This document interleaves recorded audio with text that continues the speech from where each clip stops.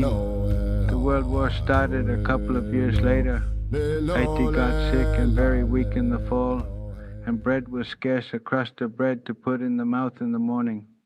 By chance, Sakari Hirsi came from Caranto to visit Petsamo, and at the same time came to visit us too. Say that if Maria goes with him to Caranto, that there is still enough bread for you too, and for the boy. Sakari Hirsi said, there are some distant relatives. And so we went to Caranto in the fall and spent the whole winter there. My IT returned the following spring. 17 came back to Petsamo and did the same as before in the spring as soon as the leaves left the tree.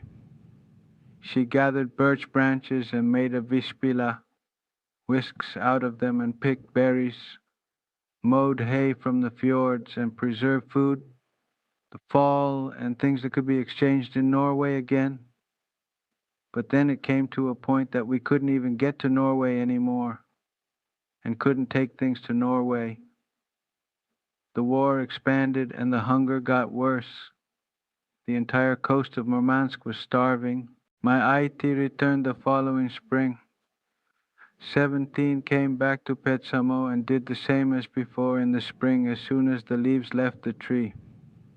She gathered birch branches and made a vispila, whisks out of them and picked berries, mowed hay from the fjords and preserved food, the fall and things that could be exchanged in Norway again. But then it came to a point that we couldn't even get to Norway anymore and couldn't take things to Norway. The war expanded and the hunger got worse. The entire coast of Murmansk was starving.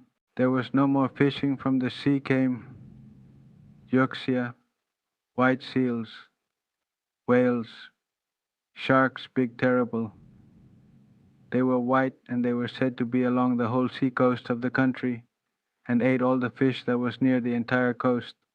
If there was any, sometimes there was some bottom fish from them, flounder and small halibut. Next fall, I went there again to Vaitolahti. I moved to live with Edward Van Hapiha. It was like this, I was like an adopted boy, and it was pretty good. The house was very neat and tidy. The command was quite firm and harsh. It was kind of an adopted boy. It's never like your own children. I couldn't ever go inside with shoes. On shoes had to be left outside, even if it had been freezing cold and snowing.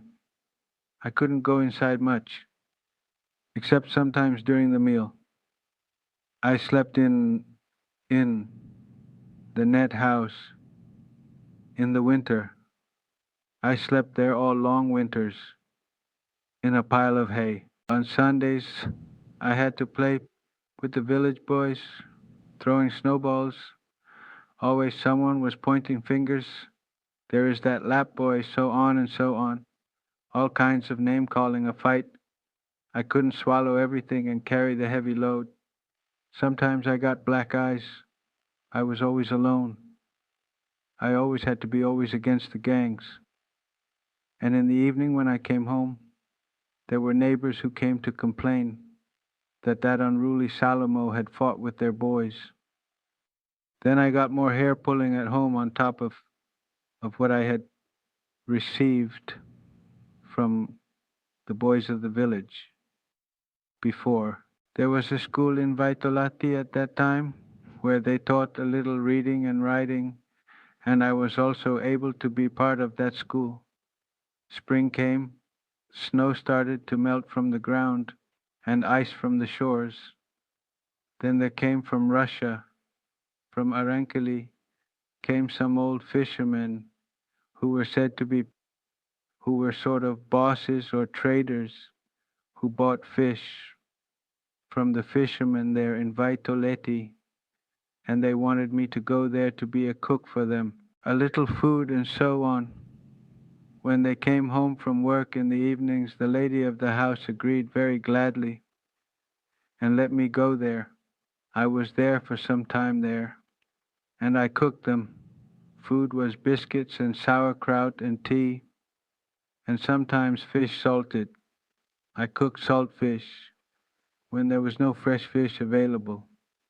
It was during the spring, and I used to run along the seashore, the beach, for a while when there was nothing else to do. Then one day I ran along the beach. I found a dead seal on the shore. I was pleased. Now I had found treasure. Quickly ran home, and I was in a good mood. I remembered how Martimo split it and cleaned it and cut it into pieces. I cut the meat into pieces, and I had a pail with me. I put the meat in the bucket, so I took it to the house and washed and soaked it, and then I cooked seal and sauerkraut for dinner, and whatever else there was available. I don't remember what else. There was quite a lot of food. I was happy in my mind that yes, now I have made such a good dinner. Yes, those men will be happy, but I didn't understand then that, nor managed to realize that they were strict Catholics and didn't eat seal meat. The seal was a dirty animal. Well, in the evening the men came home and I brought them to the table. They smelled with their nose the sauerkraut and it smelled good. I was happy, sure that the seal meat was good and they would be pleased. They noticed.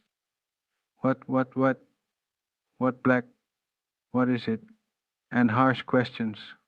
What is this? I excitedly replied, it's a seal. I found a seal on the beach and cooked it, and then the plates left the table. They were thrown on the floor. And the cabbage too, even the sour cabbage. They finally drank a little tea and bread crusts. And then the delicacy I made was left. I was a bit upset. Sorry, but I couldn't understand what had happened. What was the reason for that? The next day I don't remember how much, 3,000 rubles in cash they gave me and said now I can leave the place. We don't need that kind of cook. And I went back to the old place where I was before for a while. Even the school had started to end.